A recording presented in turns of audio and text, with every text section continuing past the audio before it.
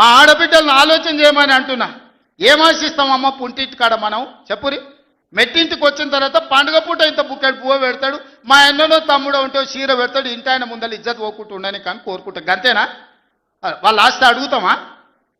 వాళ్ళ ఆస్తి అడుగుతామా? ఆడపిల్లలు మీరు సగం మంది సర్పంచులు ఉన్నారు కదమ్మా, ఆడపిల్లలారా మీరు చెప్పండి. పుట్టింటి గౌరవం నిలబెట్టడానికనే ప్రయత్నం చేస్తారు కదా మీరు మీ అత్తగారింటి కాడ. వాళ్ళ ముందర మీకు ఇజ్జత్ లేకుండా పండుగ పూట తల్లిదండ్రులు వాడు అన్ననో తమ్ముడో ఉంటే పండుగకి ఇంటికి కూడా విలువకపోతే మీ అత్తగారి ఇంటి కాడ పక్కింటి కాడ తోటికోడల ముందర ఇజ్జత్ పోతుంది. అమ్మ గిత్త కంటే అవమానం ఉంటుందా? ఓ పిలిచో సారి చీర పెట్టకపోయినా మీరే కూడా పెట్టుకుని ఉంటే వానికి ఇచ్చో చీర కొని నువ్వు పెట్టినట్టు అని చేయరా అంటాం.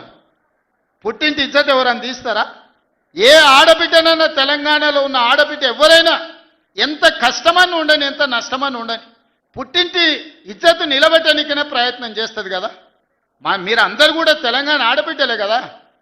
ఇవాళ ఇంతో అంతో తండ్రి గాలికి సంపాదించిన దాంట్లో వాటా ఇవ్వాల్సి వస్తుందని మెడలు పట్టి దొబ్బితీవి నీ సొంత చెల్లెలు.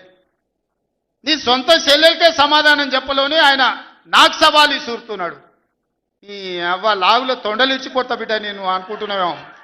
నా సంగతి ఇంకా తెలియదు. మీ నాయనని అడిగి ఇంటికి పోయి చెప్తాడు. ఏ అమెరికాలో బాత్రూమ్లు అడిగినట్టు అనుకుంటున్నావు నాతో మాట్లాడు అంటే నేనేదో మార్చుకుంటుంటే పోని ఆవుల పోరోడి గాలికి తిరిగేటోడి గాలికి అంతో నాకెందుకని ఇవన్నీ వేషాలు. ఇంకా ఆ పక్కలో ఒక నలికుట్లోడు ఉంటాడు, 6 అడుగులు ఉన్నా అనుకుంటాడు. ఆ తలకాయ ఎక్కడుందో నాకు తెలియదు. కేసీఆర్ వచ్చి గర్జించిందంట, గర్జనకు నేను పోయి లోపల దాచుకున్నంట. ఇక కేసీఆర్ గర్జనలు గర్జించినట్టు లేవురా నాయన. మన గాడిదలు ఏం చేస్తావా? ఒండ్ర పెడతాయా? ఏమంటారు గాడిదలను? గాడిదలు అరిస్తే ఏమంటారు నరసింహ? గట్లున్నది.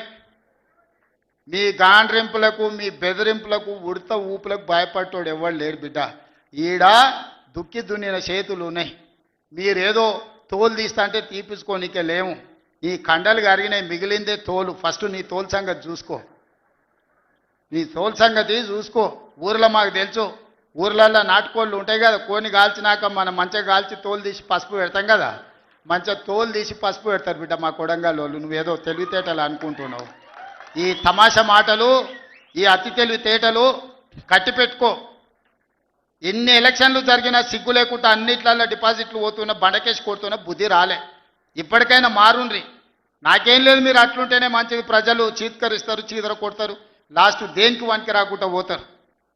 కాకపోతే ప్రతిపక్షమే లేదు తెలంగాణలో అని బయటకు పోతే ఇజ్జత్ పోయేటట్టు ఉన్నది. గదొక్కటే నా చింత. అందుకే మిత్రులారా మంచిగా చేయండి.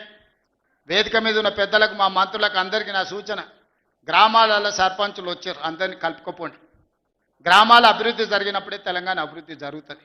ఇవాళ తెలంగాణ అభివృద్ధి చేసే బాధ్యత మనది. చిన్న వయసులో నాకు అవకాశం వచ్చింది. ఇప్పుడు చాలామంది మా సర్పంచ్ అమ్మ వచ్చింది సజ్జకాన్పేట, రేణుకమ్మనా మౌనిక, మా రాములు తమ్ముని కోడలు మౌనిక చెప్పింది 24 ఏళ్ళు చిన్న వయసులో నేను సర్పంచ్ అయిన సార్ అని.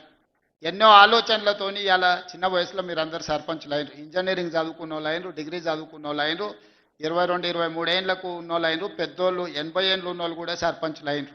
మా రాఘవ వాళ్ళ తల్లి సర్పంచ్ అయింది. వీళ్ళందరూ ఎందుకు అయినరు అంటే గ్రామానికి ఏమైనా చేయాలని అయినరు.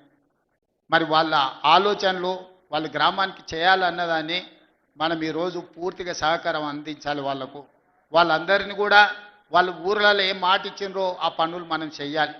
వీలైనంత మేరకు నిధుల కష్టం ఉన్నది, మనం ఇచ్చేది మనం ఇద్దాం, కేంద్రం నుంచి తెచ్చేది కేంద్రం నుంచి తెద్దాం.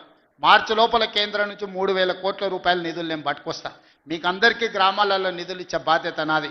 మార్చి 31 తారీఖు లోపల 3,000 కోట్ల రూపాయలు గ్రామాలకు పంపించే బాధ్యత నేను తీసుకుంటా. ఆ నిధులు దుర్వినియోగం కాకుండా మంచిగా ఖర్చు పెట్టుకుని మంచి పేరు తెచ్చుకోరు. నాకెట్లా చిన్న వయసులో ఈ రాష్ట్రానికి ముఖ్యమంత్రి అయ్యే అవకాశం వచ్చిందో, రోజుకు 18 గంటలు కష్టపడి ఎట్లయితే పనిచేస్తున్నానో మీరు కూడా గ్రామాలలో పని చేయండి, కష్టపడుండ్రి, గ్రామంలో ఇంత మంచి పేరు తెచ్చుకోండి, గ్రామాన్ని అభివృద్ధి చేయండి. నా వైపు నుంచి పూర్తిగా సహకారం ఉంటుంది. మళ్ళీ 2029లో ఎన్నికలు వచ్చినప్పుడు ఎవరి లెక్క వాళ్ళు చూసుకుందాం, ఎన్నికలు వచ్చినప్పుడు చూసుకుందాం. ఇప్పుడు కేవలం అభివృద్ధి మీదనే దృష్టి పెడదాం, గ్రామాలను ముందుకు తీసుకెళ్దాం.